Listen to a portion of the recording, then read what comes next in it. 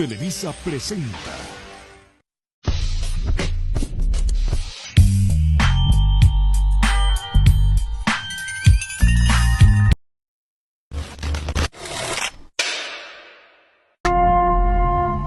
Comenzamos.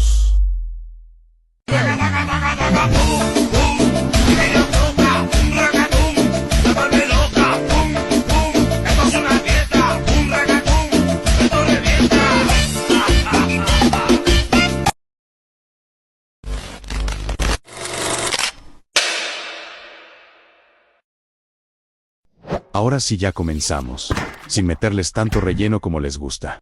Ja ja ja ja ja. La guerra de los pasteles.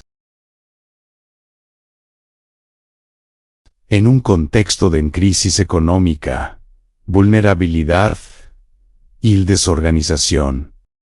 Una de las principales razones por la que inició esta guerra fue primero, porque años antes en 1832, una pastelería en Tacubaya, en la Ciudad de México, había sufrido daños y saqueos por parte de soldados mexicanos, que además habían comido sin pagar algunos pasteles. La pastelería era de un francés y de apellido Remontel. Este había exigido al gobierno mexicano un pago por daños a su propiedad, pero este fue ignorado debido a los y diversos problemas que atravesaba México en ese momento. Por ejemplo, México había sufrido una rebelión en varios estados del país, como en Zacatecas en 1835, y un año después, en 1836 había terminado la guerra con los texanos. Todo esto hacía que México estuviera en una grave crisis económica. Ya para 1838, en embajador francés, en México el barón Tentuón Luis de Faudis, había exigido el pago de las reclamaciones, de los daños sufridos a la propiedad del pastelero Remontel,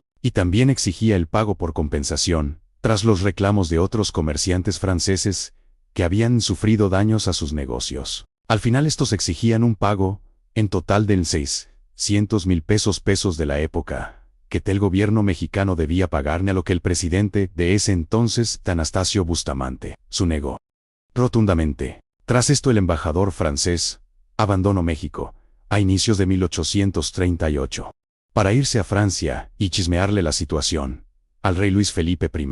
A lo que a inicios de marzo de ese año, el barón francés regresó a México, pero esta vez con una flota de 26 barcos de guerra. Estos habían amenazado de invadir el territorio nacional si no se cumplían las condiciones de pago. Daban hasta el 15 de abril para negociar, pero el gobierno mexicano no negociaría mientras hubiera una flota de barcos de guerra amenazando la soberanía mexicana. A lo que los franceses empezarían un bloqueo a los puertos mexicanos por las costas del Golfo de México, enviando a sus flotas a bloquear los puertos desde Tampico hasta Yucatán, empezando así la primera intervención francesa, en abril de 1838, que duraría más de 7 meses. Ya después de unos meses, en octubre de ese año, tras ver que el gobierno mexicano se rehusaba a ceder enorme cantidad de 600,000 pesos, los grandes enviaron otros 20 barcos de guerra, con el fin de presionar a México a ceder, primero por negociaciones, pero los franceses querían aparte otros 200,000 pesos por gastos de guerra que habían hecho, por traer sus flotas a México. Finalmente, como las peticiones de los franceses no fueron tomadas en cuenta, estos se dirigieron a los puertos de San Juan de Ulúa el 27 de noviembre y lo bombardearon hasta por 4 horas, dándose la batalla en el fuerte mexicano, que de hecho, esta fue la primera batalla librada entre México y Francia, donde igual los artilleros, en el puerto, disparaban a los barcos franceses, pero tras la superioridad numérica estos tuvieron que capitular, tras los intensos disparos de los franceses. A lo que el 30 de noviembre de 1838, México me declaró la guerra a los franceses. Antonio López de Santa Anna, expresidente de México, fue el encargado de preparar la defensa, llegando así con cerca de más de 1,000 soldados del ejército mexicano a Veracruz. El 4 de diciembre las tropas de Santa Anna tendrían un intenso enfrentamiento contra los franceses, pero sin resultados definidos. El temor de la llegada de refuerzos mexicanos hizo que los franceses regresaran sus tropas a los barcos, a lo que el general Santa Anna aprovechó. Esto ordenó la persecución de los franceses, llegando hasta el muelle. Pero Santa Ana cometió un error y Grigaesk no se dio cuenta que los barcos protegían la retirada por medio de disparos de artillería, a lo que una bala impactó cerca de Santa Ana y le destrozó la pierna, dejándolo muy herido y agonizando del dolor. Pero, aún así se logró el objetivo de expulsar a los franceses de la ciudad.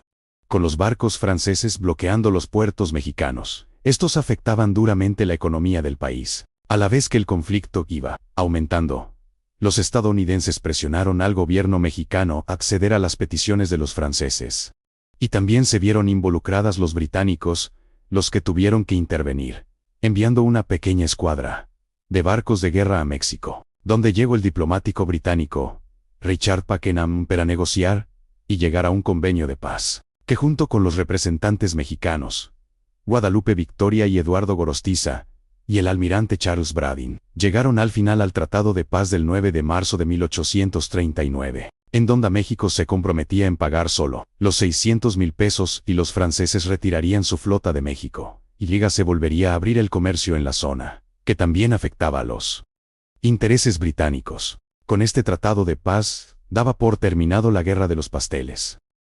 Retiemble su centro la tierra, al sonoro rugir del cañón.